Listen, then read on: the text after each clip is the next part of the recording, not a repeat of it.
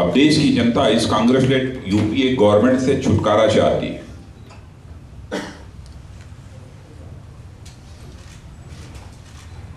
क्योंकि देश की जनता यह मानती है कि यह कांग्रेस लेड यूपीए गवर्नमेंट पूरी तरह से इनइफेक्टिव है, इनडिसाइसिव है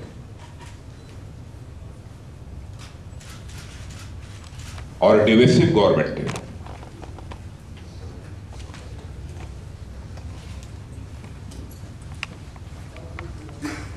और यह कांग्रेस लेड यूपीए गवर्नमेंट केवल बीजेपी को आउट ऑफ द पावर रखने के लिए ही बना था।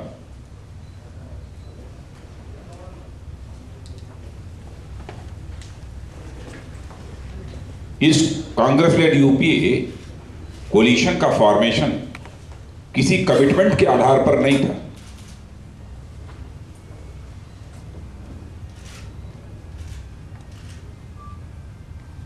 बल्कि Congress led UPA government UPA coalition का फॉर्मेशन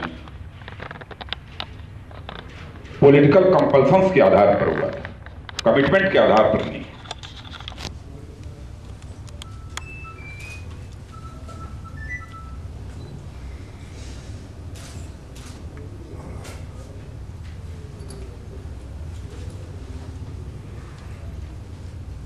और आज इस कांग्रेस लेड यूपीए के एलाइज इस कोलिशन को धीरे धीरे छोड़ रहे हैं।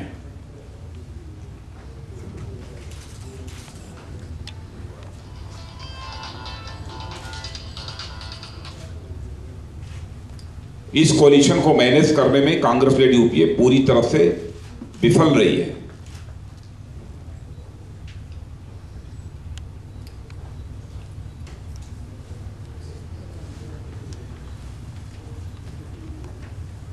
और यूपीए अब सिंकिंग शिप है और इसके सारे एलाइज अब इस सिंकिंग शिप के डेक से बाहर जा रहे हैं। They are jumping from the deck of the sinking ship only to save themselves.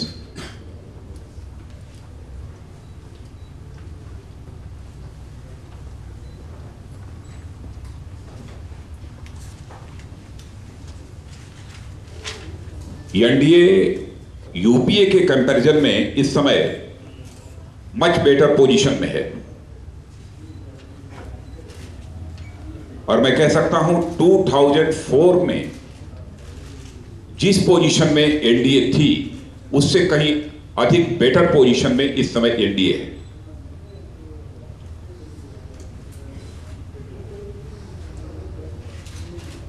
क्योंकि हम अपने सारे कोर पार्टनर्स को रिटेन करने में पूरी तरह से सफल रहे हैं।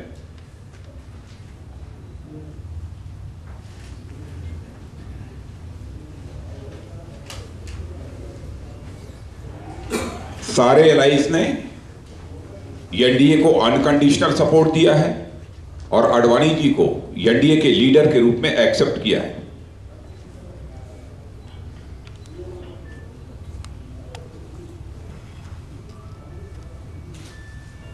हमारे पास दूसरे भी फ्रेंड्स हैं जो आउटसाइड द एनडीए जो कि जल्दी ही हमें ज्वाइन करेंगे जो ही इलेक्शन रिजल्ट्स अनाउंस होंगे।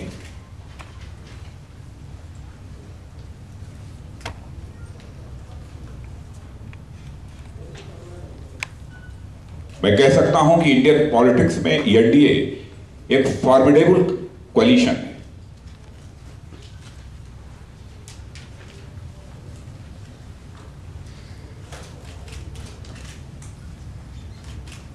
और इसलिए फॉर्मिडेबल कोलिशन मानता हूं क्योंकि इस एनडीए की यूनिटी, कंसिस्टेंसी और स्ट्रेंथ कई बार टेस्ट हो चुकी है।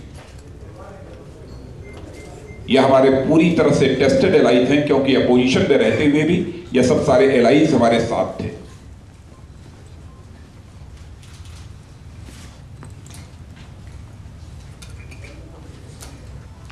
यानी कोई सरप्राइज हमारे लिए था तो उड़ीसा में बीजेडी ने जो विड्रे किया है हमको, वो हमारे लिए सरप्राइज था।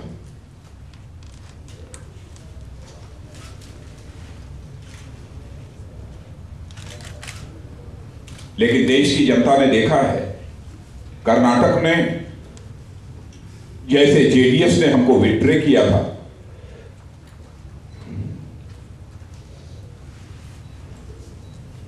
उसका परिणाम जेडीएस को भुगतना पड़ा है और कर्नाटक में क्लियर मेजॉरिटी की बीजेपी की गवर्नमेंट बनी है।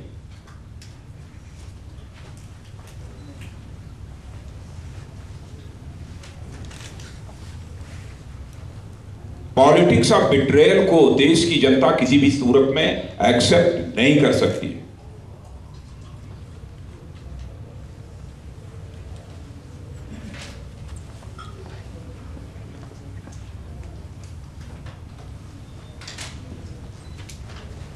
यह गवर्नमेंट आम आदमी के नाम पर आई,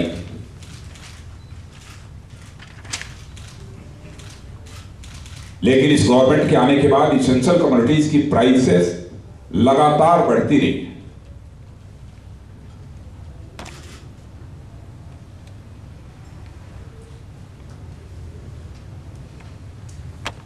and still the prices of essential commodities are increasing day by day.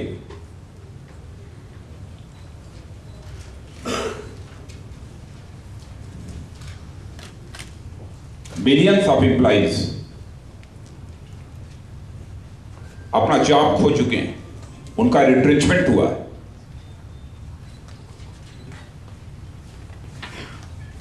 GDP की ग्रोथ रेट भी तेजी के साथ घटी है।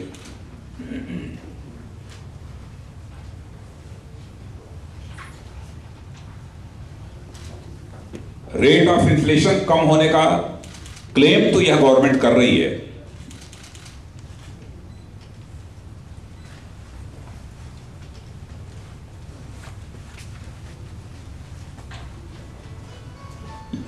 लेकिन ग्राउंड रियलिटी यह है कि इसेंशियल कमोडिटीज की प्राइसेस घटी नहीं है बल्कि बढ़ी हैं, भले ही रेट ऑफ इन्फ्लेशन कम हुआ।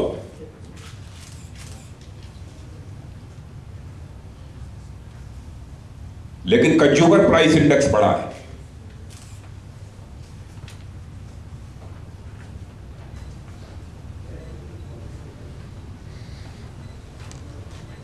यदि हमारी एनडीए गवर्नमेंट पावर में आती है तो निश्चित रूप से हम एक इंटीग्रेटेड और rapid action plan chart out करेंगे,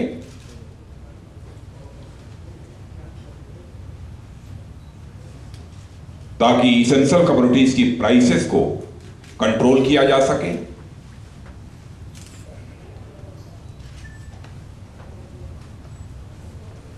और इस समय की डिरेल्ड इकोनॉमी को ट्रैक पर लाया जा सके।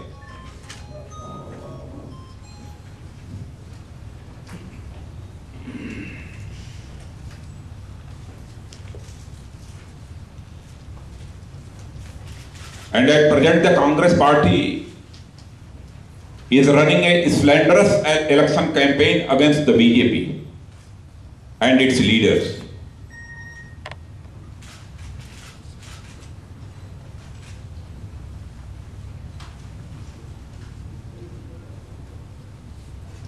बीजेपी कांग्रेस की इस अप्रोच को कंडेम करती है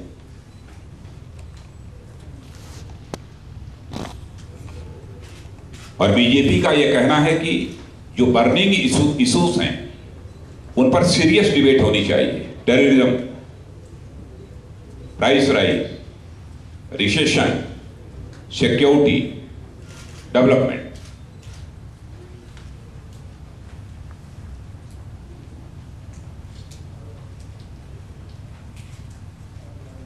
But unfortunately, the Congress is shying away from any such serious debate.